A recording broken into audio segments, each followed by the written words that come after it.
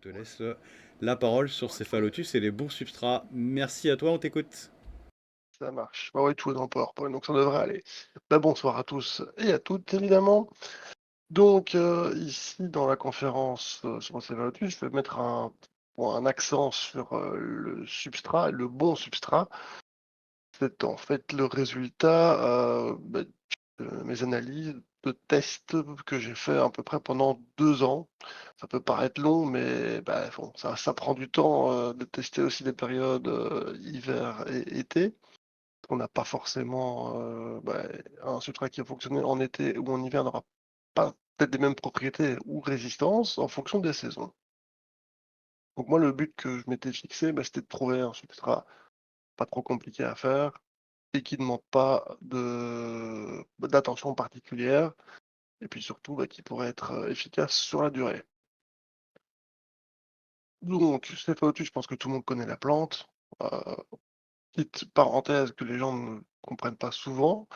Céphalotus, ça vient du grec, le terme céphalée, hein, donc c'est pour dire le crâne, la tête. En fait, c'est une plante, la cruche, qui ressemble à une forme de crâne. C'est de là qu'ils ont tiré le nom. La plante, in situ, on ne la trouve que dans le sud-ouest de l'Australie, une zone bien particulière. Donc, on va voir quelques photos après de différents endroits, différents habitats dans lesquels on la trouve dans cette petite partie du monde. Vous allez voir, ça peut être un petit peu variable. Donc on a des tourbières et des falaises vraiment au niveau de la côte, de l'océan. J'allais dire de la mer, mais non, c'est un océan là-bas quand même. Dans le substrat, donc généralement, on va pouvoir trouver de la tourbe, du sable, du gravier, du charbon. Le charbon, on va peut-être trouver ça bizarre, mais il y a des mines de charbon aussi forcément dans ce coin-là. Mais souvent, ce qui se passe, c'est qu'avec de fortes chaleurs, il y a des feux et bon, on va dire les plus petites broussailles ou autres brûlent et ça fait aussi une petite espèce de résidu de charbon. On a de l'eau douce, forcément avec la pluie, mais on a aussi également des traces d'eau salée dans le substrat léger, mais l'embrun de l'océan peut des fois recouvrir les tourbières ou en tout cas les falaises où sont installés ces Céphalottus. Et ça lui pose pas vraiment de problème. Donc voilà, comme je disais, in situ, on le trouve au sud-ouest de l'Australie, pour petit récap. Donc c'est vraiment une petite zone hein, dans tout le monde entier. Je disais aussi, dans l'environnement in situ, les tourbières et les falaises en bordure d'océan.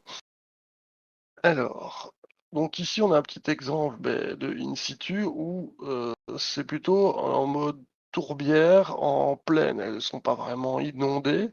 On voit que c'est assez sec en surface. Il y a un peu de tout, du gravier, du sable, de la tourbe et certainement des résidus d'anciennes plantations qui ont un peu cramé. Donc voilà, ça c'est une des possibilités qu'on a pour le céphalotus.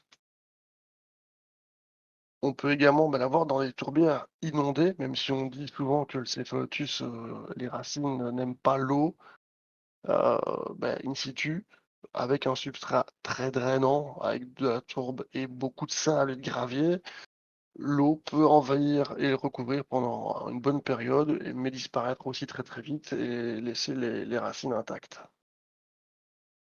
Donc ici, un autre exemple où on a encore un céphalotus, qui est sous l'eau presque. Là, ici, la tourbière sableuse, on a presque plus de sable que de tourbe. Et on voit aussi également que l'eau il stagne un petit peu, mais le sable étant très drainant, ça va disparaître assez vite et laisser le céphalotus en bonne forme. Mais voilà, ici, on n'est pas sur quelque chose d'hyper sec où ce qu'on recommande souvent, c'est quelque chose avec un substrat qui en surface doit rester sec. In situ, c'est pas la même chose. Également un autre exemple avec du gros gravier et du sable. Alors, un environnement qu'on voit souvent en vidéo ou en photo un peu particulière, c'est le céphalotus qui pousse carrément en bordure de l'océan, qu'on voit derrière dans le fond.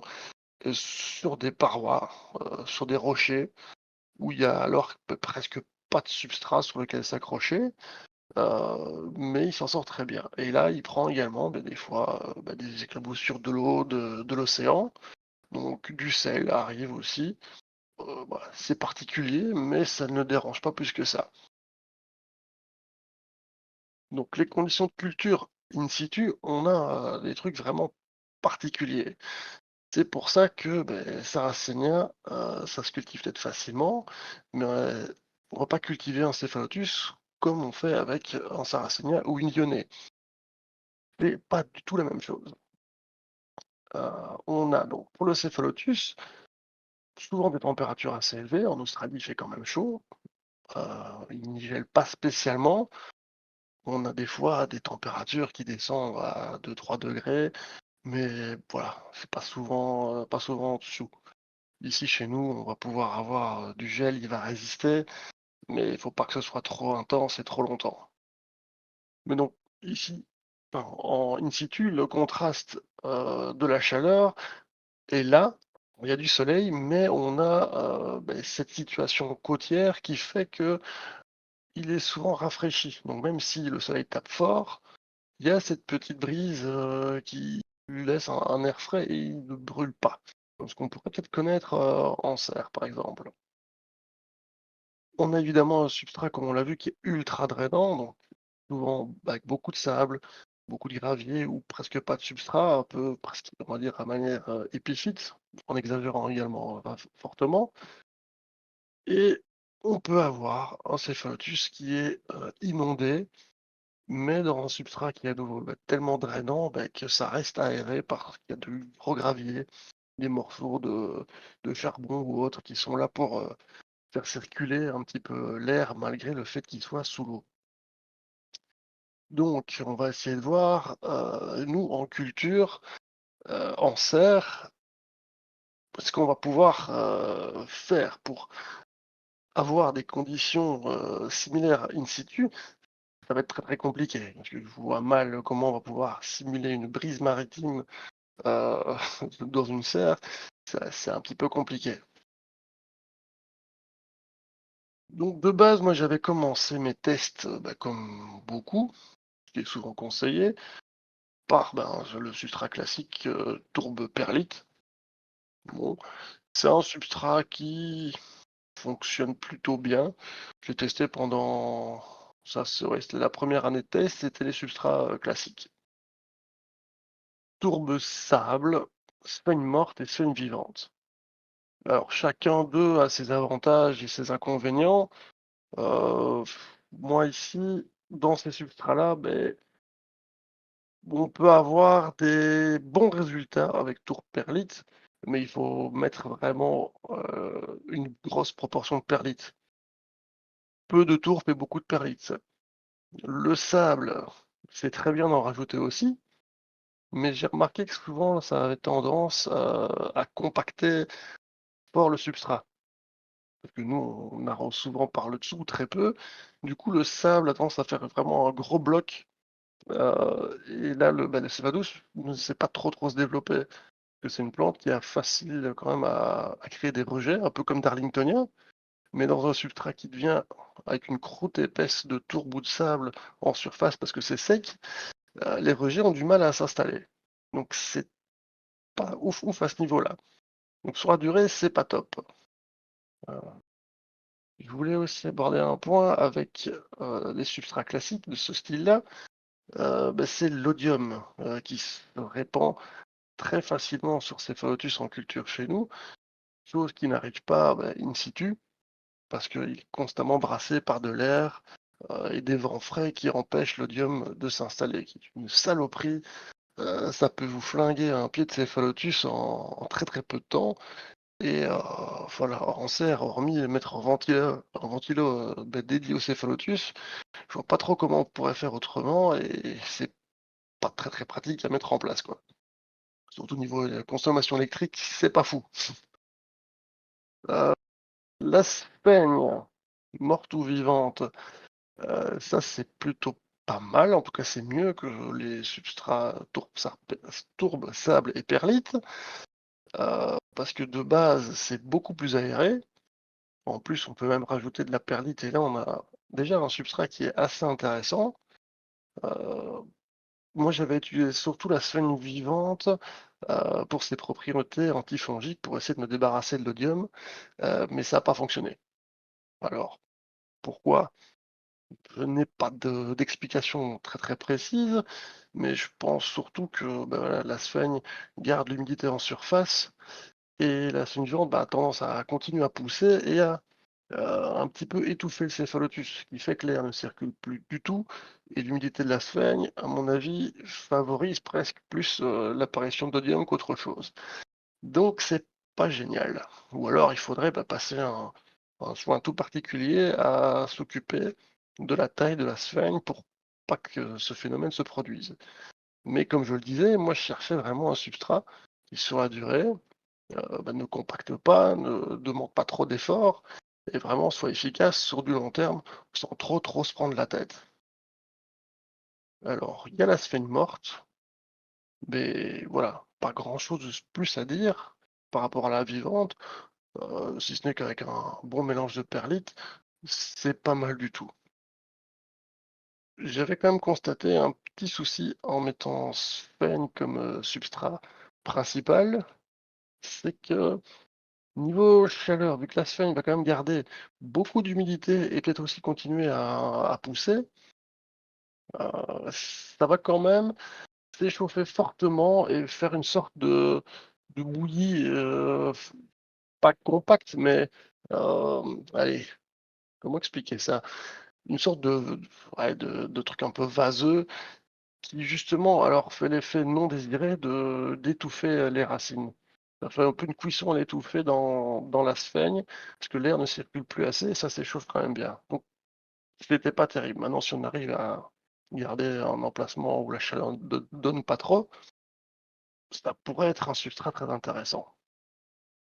Mais l'année suivante, moi j'ai refait, d'autres tests avec cette fois-ci, des substrats, minéraux, donc toujours pas de sphaigne, juste du minéral. On a, plein de possibilités, en fait. La pouzzolane, donc la pierre de lave, Canuma, la perlite qui reste toujours, très efficace. Même on fait des cultures en 100 perlite, ça fonctionne pour ces phlotus. Juste ça, la zéolite et la pierre ponce ou pumice, des fois on l'appelle comme ça aussi. Donc le mieux, bah, c'est encore de pouvoir mixer, tout ça ensemble. On n'est pas obligé de mettre tout non plus. Moi, j'ai pour le moment, quelque chose qui se rapproche fort de perlite, zéolite, pierre ponce et ça marche très bien, juste ces 3 là ensemble, avec une granulométrie, on n'est pas sur du sable, hein. On est à peu près comme ce qu'on voit sur l'image, donc à peu près tous comme à la taille de la perlite, en gros.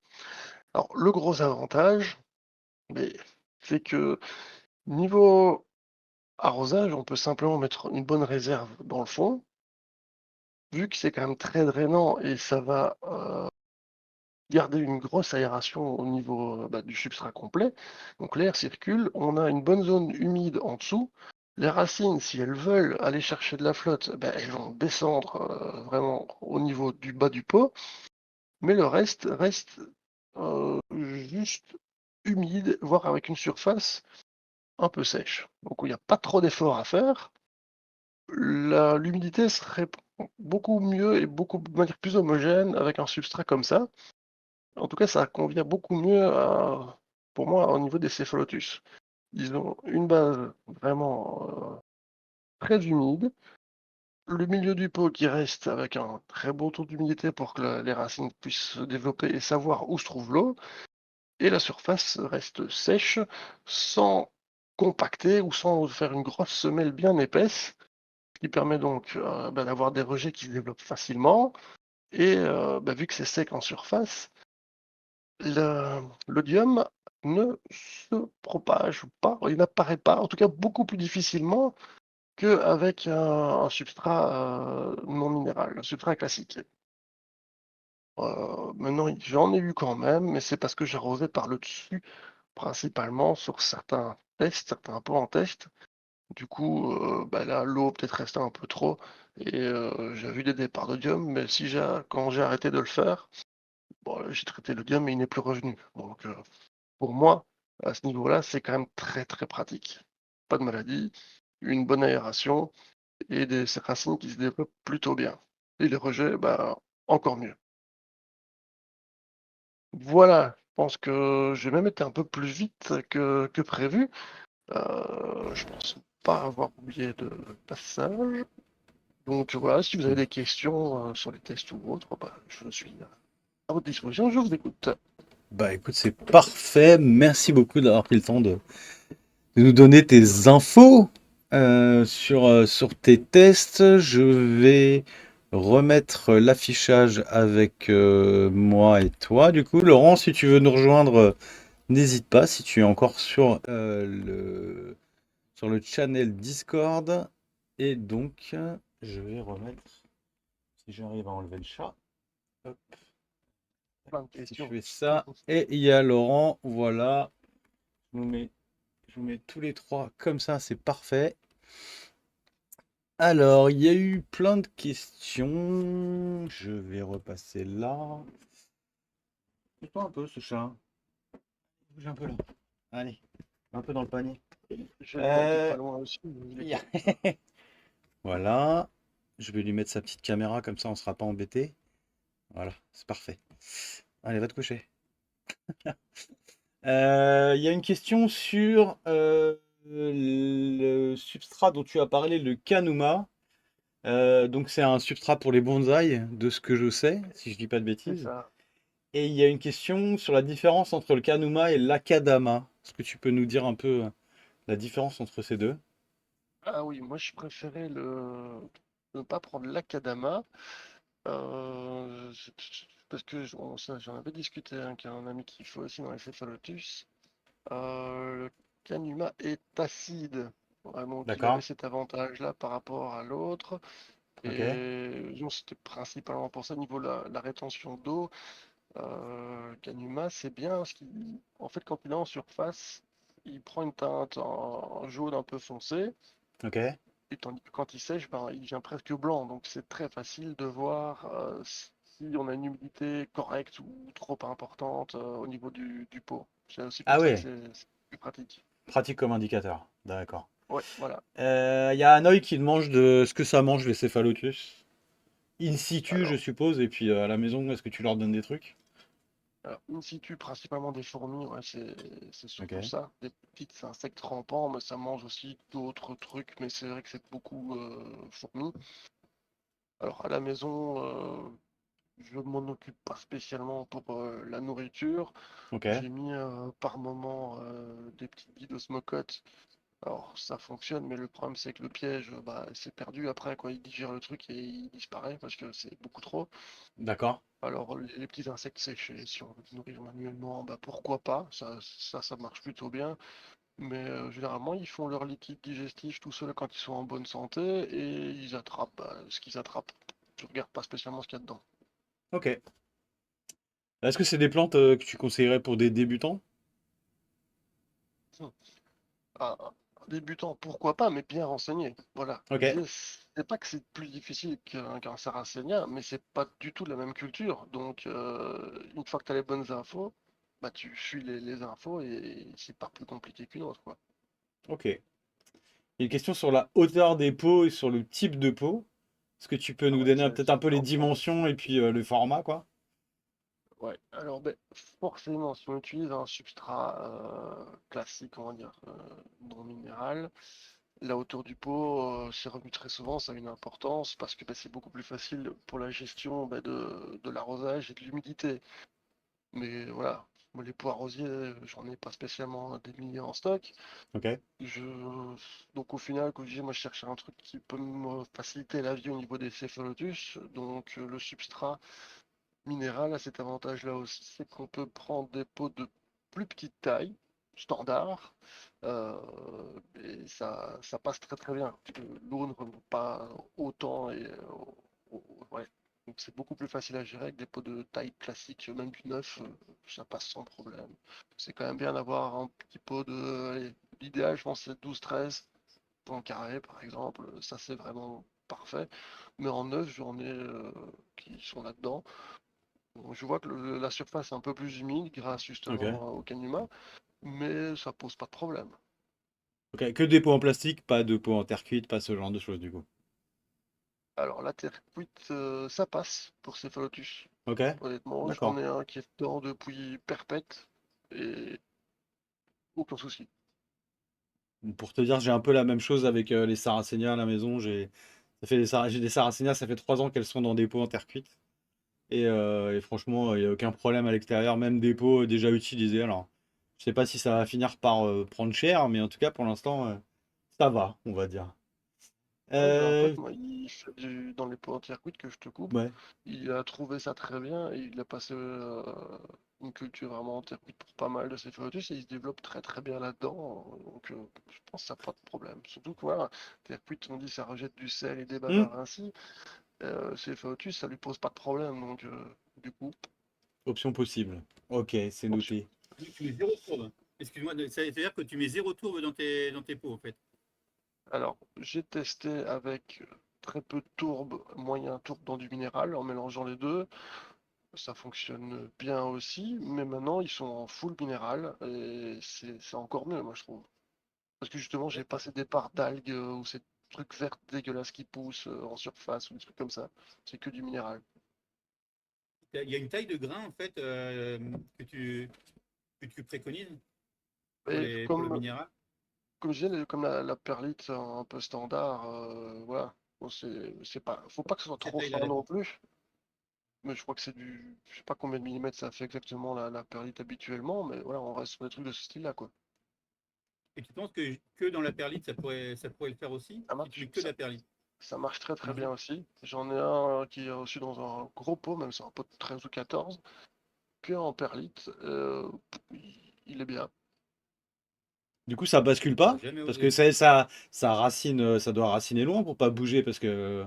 Non, il a pas tendance à se coucher un peu dans de la perle pure? Non, Non, ça va. non.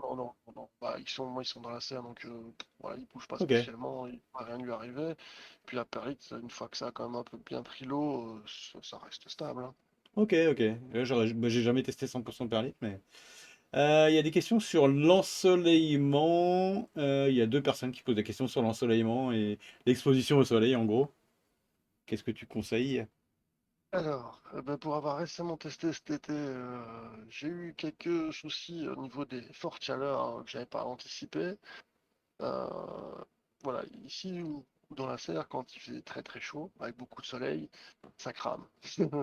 Clairement, ça crame. J'avais pas mis de voile d'ombrage cette année et j'en ai qui ont bien séché. Bon, pas Ok. trop d'inquiétude parce que ça repartira des racines, mais il y en a qui ont pris cher, quoi. Donc, il faut. Voilà, on n'a pas l'océan à côté qui va rafraîchir enfin qui va faire baisser la température malgré un soleil assez intense là-bas. Donc ici, il faut plutôt prendre quelques précautions. Je vais pas dire mi-ombre, mais faut quand même le protéger un peu du trop fort au niveau du soleil, quoi. Ok, c'est noté. Petite question sur qu'est-ce qui se passe en hiver pour les céphalotus? Est-ce que ça disparaît? Est-ce que ça disparaît pas? Est-ce que...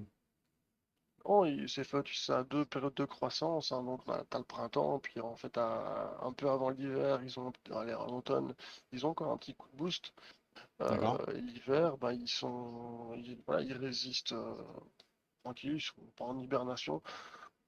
Ils sont en hibernation, donc c'est ralenti, c'est certain, mais voilà, ça change pas grand-chose. Ok. Ça résiste jusqu'à combien en température? Je sais plus si tu nous l'as dit. Ouais, voilà, ça peut encaisser des petites gelées, voire peut-être un peu plus grosses, mais il faut que ce soit court. D'accord. Il faut que la journée, ça doit remonter. Ouais, si tu as une semaine de gel, là, ça va commencer à être compliqué, quoi. C'est pour ça qu'en tourbière, j'en ai un dehors. Ouais, il y a eu quand même assez, ouais, je pense une semaine de gel et il a pas résisté, quoi. Ça a été compliqué, d'accord. Ok.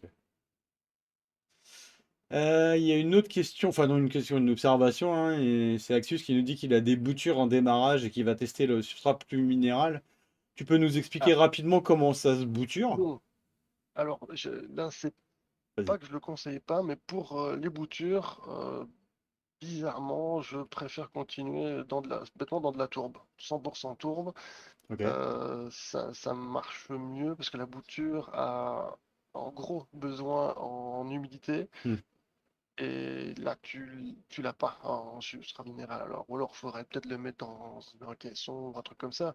Mais la bouture, pour prendre et démarrer, il lui faut de la flotte. Donc, la tourbe bien humide, c'est mieux quand même. Pour les boutures, ok. C'est noté. Tu peux nous Ouais. expliquer comment tu boutures? Qu'est-ce que tu boutures et comment tu boutures? Alors, moi, je bouture les deux, que ce soit piège, donc la feuille carnivore et la feuille non carnivore, ça marche des deux D'accord. côtés. Donc, on prend une partie blanche, donc vraiment la toute base de la feuille, des deux côtés, quoi. Il faut vraiment que ce soit le piège ou la feuille, il faut du blanc. S'il n'y a pas de blanc, c'est sûr que ça partira pas, quoi. D'accord.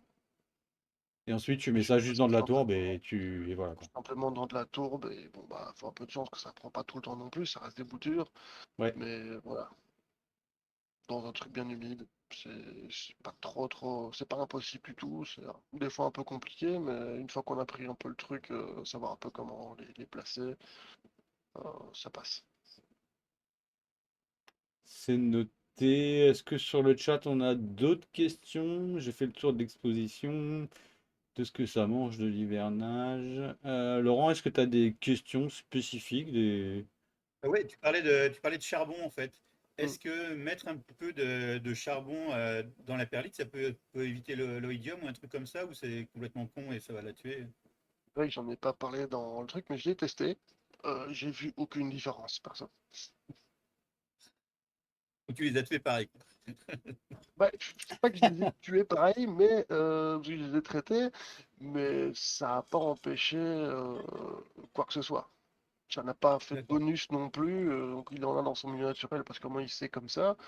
En fait, je crois que surtout, voilà, il y a du charbon parce que lui, il repart quand il y a des incendies, ça tue les trucs un peu trop haut et lui, il peut repartir, mais il n'en a pas besoin. Enfin, moi, j'ai pas vu d'intérêt à en mettre, donc j'ai arrêté d'utiliser le charbon. Parfait. Il y a Aquatique qui demande si Laurent, t'as des céphalotus ou pas. Ah ouais, j'en ai plusieurs, ouais. J'ai Euh, quelques clones, mais pas les. Bon, j'ai Big Boy, Klein, trucs comme ça, mais je viens d'acquérir la super plante d'ailleurs. Mais après, toi, évidemment, Charles, t'as des trucs incroyables. ouais, le mec, il a des blagues et tout. Ouais, On bah, sait bien. ouais, forcément, j'ai des trucs qui sont un peu plus sympas. Euh, Bah oui. ouais, bah ouais, j'aime bien, moi, donc voilà. Moi, j'en ai deux. Ouais, j'ai fait le test une fois. J'en ai acheté un en jardinerie, je crois. De temps en temps, il y en a hein, dans les Jardiland et les Truffaut. De temps en temps, il n'y en a pas beaucoup, mais si vous tombez dessus, n'hésitez pas. Et donc, j'ai testé bouture. Donc, je l'ai coupé en deux. Je l'ai mis dans de la tourbe et je l'ai mis dans du sable tourbe. Et dans de la tourbe, ça a donné des gros pièges et des petites feuilles. Et dans sable tourbe, ça a donné des petites feuilles et pas beaucoup de pièges. Alors, je sais pas si tu as observé un changement de ratio en fonction des substrats, mais ou un changement de physionomie de la plante, pas spécifiquement. Ouais, mais ça, je pense, c'est pas dû au substrat, je pense, c'est juste dû à la division. T'as certaines plantes Ok, des plantes qui repartent plus avec des feuilles qu'avec des pièges, mais après, à un moment, ça doit se stabiliser logiquement. ok, ok.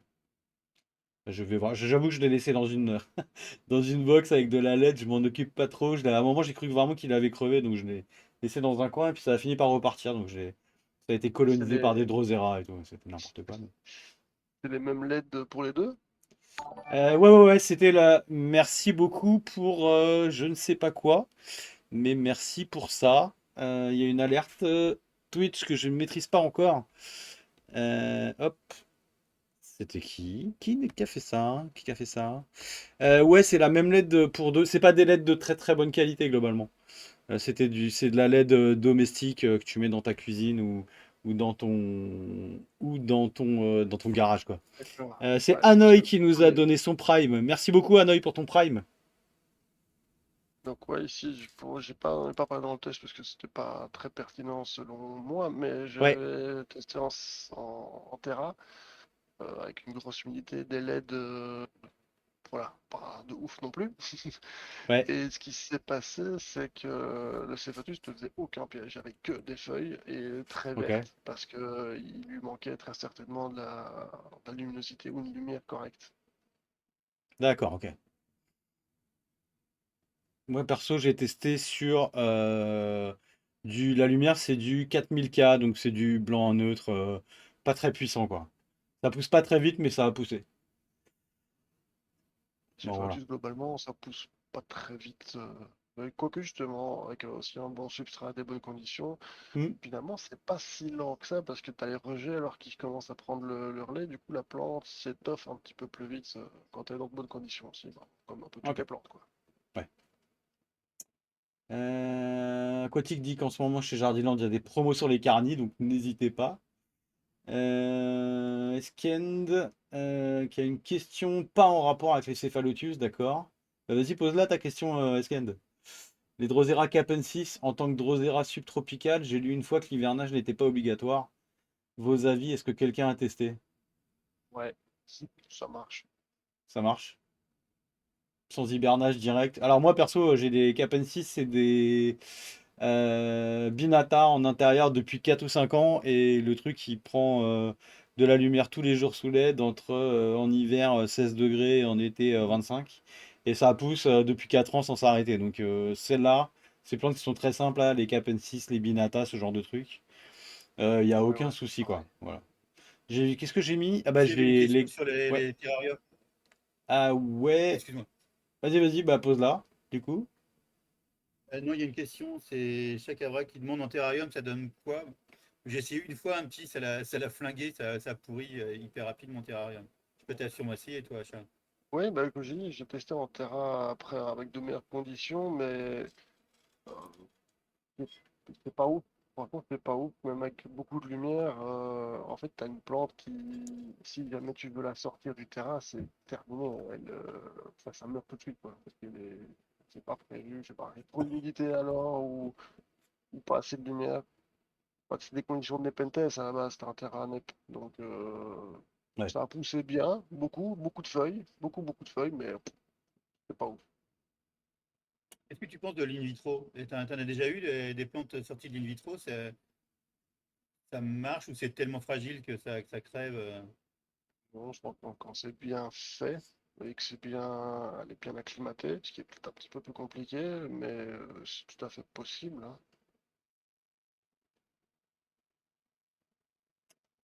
Il y a des petites. D'accord, il Il n'y y a a, pas, il y a ouais. pas de problème particulier avec. Non, au final, Sylvatus, c'est une plante qui est même assez robuste parce que là, voilà, j'en ai cramé plein avec trop de soleil. Donc, le truc, je sais que la surface, ça a cramé, c'est sec. Mais voilà, bon, d'ici 6 bons mois, je vais avoir, je vais bien les entretenir, bien, enfin, une bonne exposition de l'eau comme il faut. Je vais avoir des nouveaux départs et dans un an, je ne verrai pas de différence avec le Cynadus que j'avais l'année dernière, quoi. Ok. Il y a une question sur où est-ce qu'on peut acheter des, des céphalotus, je suppose, sur ton site. Est-ce que tu as des choses à vendre? Dis-nous un petit peu ce que tu as en céphalotus, peut-être, pour mettre à l'abri. Ouais, j'ai des boutures qui ont pris de Julie Jones, de Martin Stockel, je crois de Thomas Caro aussi. Ok. Mais c'est encore un peu petit. J'ai plus vraiment de stock dispo en céphalotus, je pense. Enfin, c'est en cours de production, mais céphalotus, c'est malheureusement une plante qui est quand même pas super Ouais. rapide. Même si on part de bouture, voilà, ça prend du temps. Donc dès que j'en vends, il faut le temps que ça repousse, quoi. Mais sinon, oui, sur les Newton.lu, je sais pas, moi, je sais pas si tu peux taper des liens dans le chat. Je vais le faire. Je pense que tu n'as pas les droits, mais je Ouais, vais le faire. Hop, tac. ouais, je pense pas. Je vous mets donc le site de Charles. Hop, si vous voulez faire un tour. Ouais, Tu livres en France, du coup? Il n'y a ouais, pas je de livre en problème France. là-dessus. Ok. Alors, les stocks sont pas super à jour parce que j'ai pas le temps en ce moment de taper Ok. correction des stocks. J'ai plus de trucs dispo, donc je suis dispo sur Messenger. Par contre, n'hésitez pas si vous voulez, c'est des trucs qui vous intéressent. Et parce que j'ai un salon carnier du côté de chez moi, fin du mois, Ok. donc je referai les stocks une fois que j'aurai fini le marché. Ce sera un peu plus correct. Je vais mettre le lien vers ton Facebook, comme ça si les gens veulent te contacter. Hop, Yes. tac, il est là. Et donc si vous Ouais, des voulez petits discuter avec lui, il feuillages n'y a pas de souci. au jardin botanique. Je vois qu'il y a Alexis qui pose des Euh, questions. Il y a une petite question sur. J'ai un Drosera capensis à la fenêtre, ça pousse mais ça manque de glu. Je crois savoir que c'est un manque d'humidité, non? Si je dis pas de bêtises, le manque de glu sur les Drosera ou C'est surtout lumière, à mon avis, hein. lumière surtout? Ok, ok, À mon ok. avis, parce que ouais, on a dit que ça pouvait pousser à l'intérieur, on a fait les tests, ok, mais si t'as pas assez d'exposition, pas un ensoleillement assez correct, ça passera pas. Ok, ok. Là j'en ai sorti une Binata, elle est pas Oui, tout c'est le ce temps au qu'on vient soleil, mais de. C'est les ouais. sucres, en fait, hein, c'est ce qu'on vient de reprendre avant. Ok, ok. Pour produire du sucre, il faut Ah, pas mal de lumière. Mhm. oui, ouais, c'est ça. Et ben, c'est à peu près tout en termes de questions, je crois. Est-ce que vous avez d'autres questions? N'hésitez pas.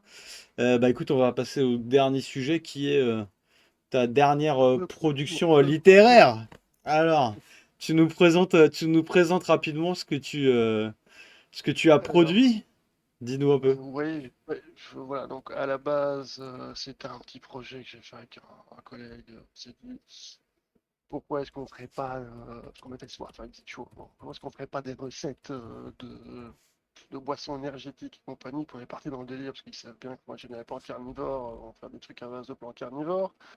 Et puis voilà, l'idée allez, a continué un petit peu dans ma tête.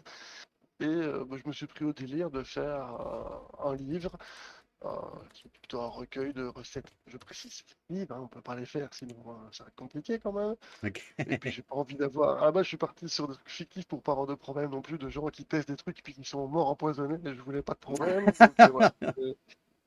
C'est parti sur du fictif, inspiré de médiéval fantastique, des univers un peu style World of Warcraft et compagnie. Donc des D'accord. potions, des élixirs, donc il y a des recettes, pas mal de visuels. Euh, voilà, on peut trouver des trucs sympas. Un petit peu, j'ai essayé de bosser un petit peu au niveau de l'univers en question, essayer de faire un truc un peu cohérent pour que ça s'intègre bien avec des petites histoires et des légendes liées à ces potions. Donc voilà, c'est pas un truc qui va vous apprendre à cultiver des plantes carnivores, mais pour le délire, voilà, c'est un petit truc assez sympa. C'est un projet moi qui m'a bien éclaté, mais qui m'a quand même pris pas mal de temps. Oui, je me doute que Et ça a donc, été. bah oui, parce que vraiment, t'as plus d'idées aussi, donc trouver un peu de la motivation, puis après, voilà, au début, tu faux, puis après, ça se fait un peu, donc voilà, ça a pris un peu de temps à venir. Mais ouais, c'est un bouquin qui est disponible sur Amazon, qui s'occupe de l'impression, de la livraison. Ok. Je prends aussi quelques exemplaires que je vends sur les salons ou les marchés. Et qu'est-ce que je peux dire de plus? Bah, il y a une vidéo sur ma chaîne Alors YouTube ouais, où je parle justement, un je peu viens de mettre le plus. lien. J'ai mis le lien vers la vidéo où tu Voilà, expliques effectivement ce projet. voilà. Et puis voilà, vous aurez tous les détails à ce moment-là. Dans la vidéo, j'essaie de pas de spoil, hein, évidemment, vu que c'est Ouais, un livre. Donc si je montais un peu trop de trucs, ça n'aurait plus trop d'intérêt de le lire. Donc voilà, j'essaie d'être un peu discret quand même dans la vidéo en essayant d'expliquer bah, au mieux ce qu'était ce projet. Et donc, voilà, il y a 80 pages, il y a même des chansons. Voilà, c'est parti dans tous les sens. Donc c'est un bon délire. Et donc voilà, moi, je suis content de l'avoir fait. Euh, donc voilà. Et on a prévu donc bah, de faire un petit concours pour faire gagner un exemplaire. Comme ça, je te laisse la suite. C'est toi qui vas expliquer parce ouais. que je sais pas comment ça se passe. Alors moi non plus. Non, normalement sur l'application que j'avais fait, il y a moyen de. Alors attendez, je vais juste voir si ça fonctionne. On va tester et puis si c'est pas le cas, on fera un tirage au sort autrement. Mais normalement, j'ai ça qui fonctionne. Et on devrait passer. Alors, ce que je vous propose pour tous les gens qui sont sur le chat, je vais lancer un tirage au sort avec inscription. Et je vais vous laisser une minute pour vous inscrire. Est-ce que ça va fonctionner ou pas? On va voir. J'ai peur que non, mais on ne sait pas. Bon, bah, du coup, désolé hein, pour le tirage au sort qui marche pas, mais j'ai tous les gens qui ont mis jouer, donc mais jouer quoi? Tu as raison, Hanoï.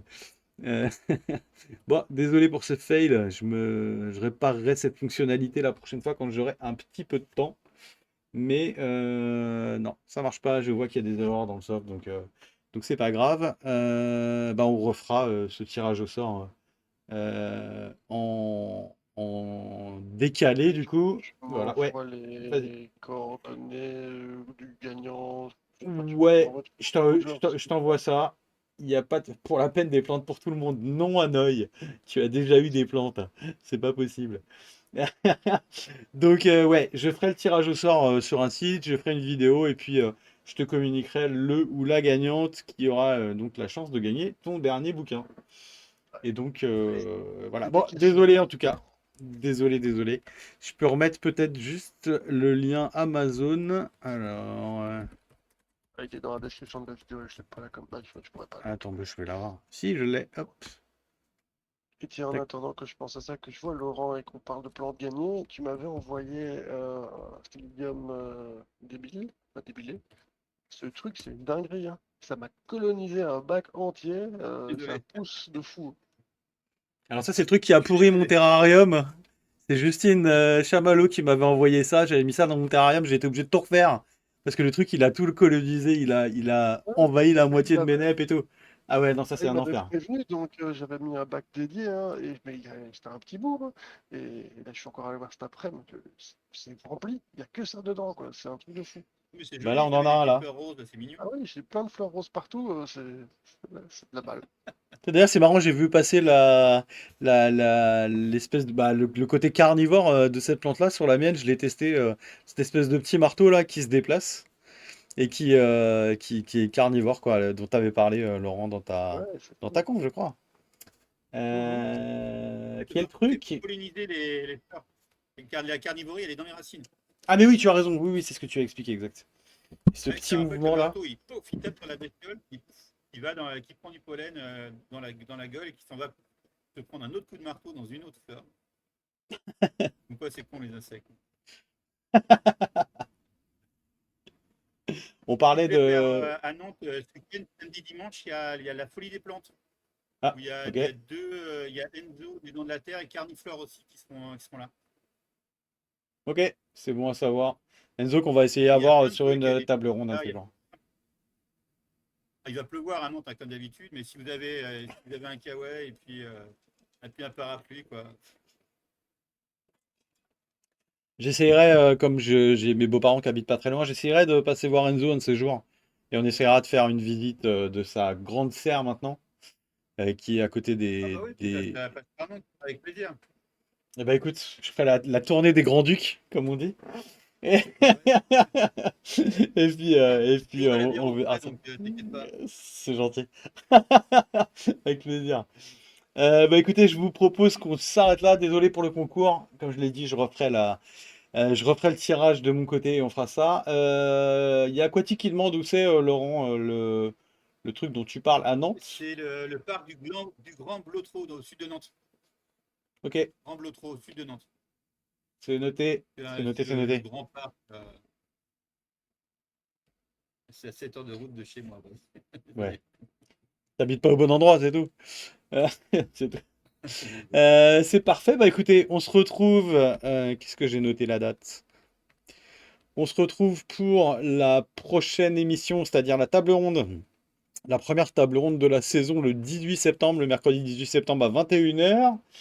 Je vous invite à nous suivre sur Twitch, à vous abonner à notre chaîne sur Twitch. Je rappelle que pour les gens qui ont un abonnement Amazon Prime, où ils se font livrer gratuitement des trucs Amazon, ils ont aussi tous les mois un abonnement Twitch gratuit. C'est-à-dire que si vous avez ça, vous pouvez gratuitement vous abonner à notre chaîne. Si vous liez votre compte Twitch et votre compte Amazon, c'est pas très compliqué hein, sur le net, vous cherchez le lien entre les deux.